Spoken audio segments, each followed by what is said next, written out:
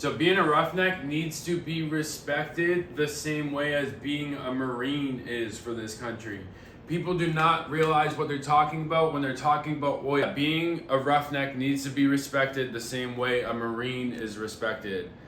Oil is our top crop. It's what we make money on. Oil is very, very fucking important. So in order for us to be the United fucking States, we need a certain amount of oil. And the people that go in and get that oil, they put themselves at risk every fucking day to drop dead, to just drop dead because you breathe something in the wrong way, and then you're just gonna drop dead. That's like what they're doing for our country. They need to be respected more as a fucking military soldier than a fucking roughneck. And a lot of people don't even know what a roughneck is. Like, you just straight up don't know what a roughneck is. Like, go fucking Google that shit. Go get to know what a fucking roughneck is. What they have to do for you every fucking day. And you'll be like, oh my God. Like, they're putting their life on the line every day. I was just editing a roughneck video I made. And I remember I took the thumbnail and I'm just blowing it up because me and Brandon were on top of the derricks, which is look it up. Like, derricks is like 60 feet in the air. We're climbed up there, and the derricks, the job of the derricks, the derrick man, or what do they call him? Derrick hand. I think the derrick hand, that's what they call him. So the derrick hand, he receives the pipes up 60 feet in the air on a little platform. And he's taking the pipes that we're drilling the earth with, and it gets launched up from an elevator. That's unlatch the elevator. Elevator goes back down. His pipe goes here. He's stacking pipe.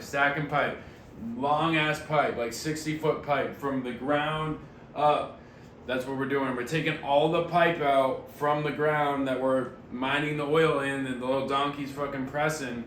And we're taking all that pipe out, putting it to the left. All that pipe out, putting it to the left. And these guys, they go so fucking fast, it's incredible. I was up there, and I absolutely wanted to fight the guy that that was fucking throwing pipes at me. He was the tools pusher. I was learning. I was going at a good rate.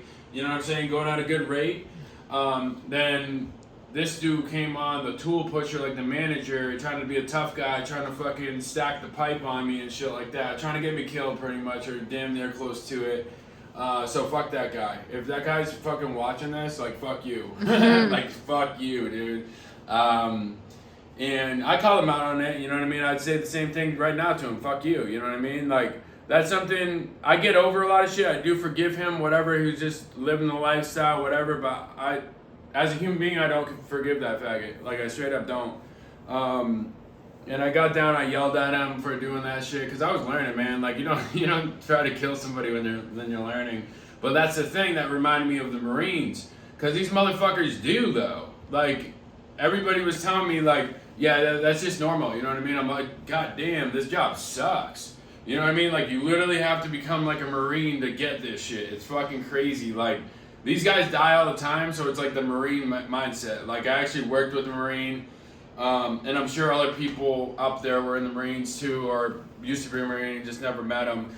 But being a roughneck needs to be fucking respected to the fullest. The amount of bullshit I have to deal with, plus fucking dying from fucking the pipes getting stacked the wrong way, like that guy was trying to do to me, or fucking gas exposure, like H2S, a real thing.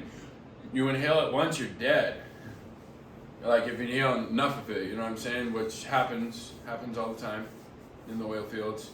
Especially it happens with truck drivers too, because the oil truck drivers, they have to go to the top of the silo. They have to climb the stairs, check, then they have to open the cap on the top of the silo and drop a fucking tester in, grab out the oil, make sure it's good. But the thing is, you figure when something's sitting for so long, it's that cap could have H2S on the top. Like, it's crazy. Like, I'm like, dude, you don't have a system for that shit by now? Like, what the fuck? Like, it doesn't make any sense to me. But, yeah, it happens. When that cap is on for too long, boom. So they teach you how to avoid the H2S by walking, towards the wind. You don't ever want to walk with the wind, because when you're walking with the wind, the H2S is following you and you're going to die. So if if your little monitor goes off, a lot of people say, oh, yeah, it goes off and it kills you. But, like, I had a monitor and it would go off. Like, it doesn't just kill you. Like, there's H2S, but there's a level that will kill you. You know what I mean? So when it senses it go up, but I've heard a lot of people like, oh yeah, when that thing goes off, it's fucking too late. I'm like, dude, like what?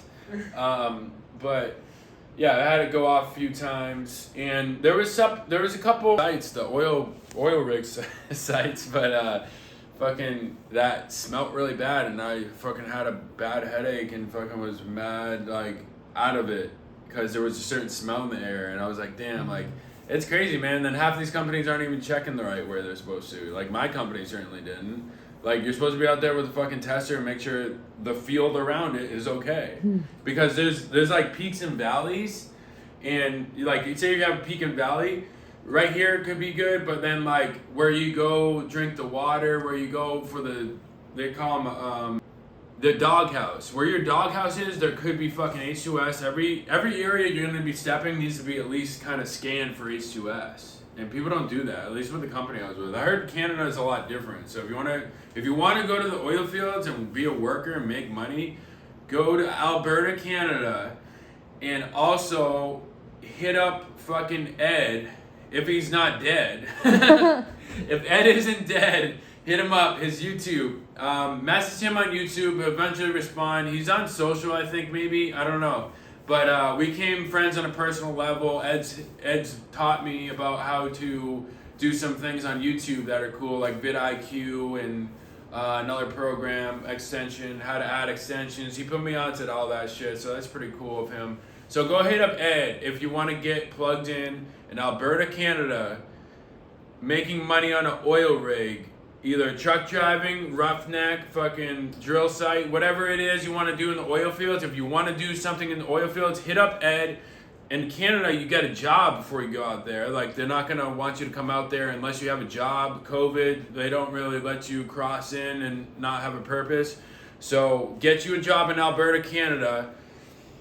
It doesn't sound like, my opinion, don't go after something that has housing included. Like, most of those companies, unless you're mine working for me, will be douchebags to you about you living at their property. Like, it's just a weird thing. Like, you always feel watched, you know what I mean? Like, I don't want to feel watched. If I don't want to go to work, I don't want to go to work. You know what I mean? I don't want my fucking boss showing up and be like, get out of bed! Then I start feeling like a slave. You know what I mean? I just don't like the feeling of feeling like a slave. That's why I always remove myself from any fucking company housing, even though I do provide the company housing for the guys. It's like, I'm never going to show up unannounced, or if you don't show up, I'm never going to show up and fucking snoop around and be like, hey, like, what's up? You know, I always only go when called or something like that, you know what I mean? Like, that's just too much. But yeah, go hit up Ed in Alberta, Canada. He's on YouTube. If you don't know where Ed is, or you can't find Ed on YouTube, comment down below Ed, and I'll link you with him. I'll link you with him. I haven't reached out to him in a while, so it'd be good for me to reach out to him anyway.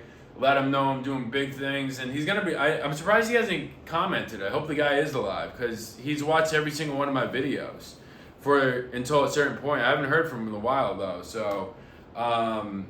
Hopefully, Ed, you're doing all right and you're watching this and you're just staying quiet, man. Like, he kind of cut out when I got out of the oil fields, maybe. But no, Ed, you followed me to Nantucket and shit when I was a garbage man too. That's weird. Hope you're all right, buddy. But hopefully we can get out a phone call soon and go follow.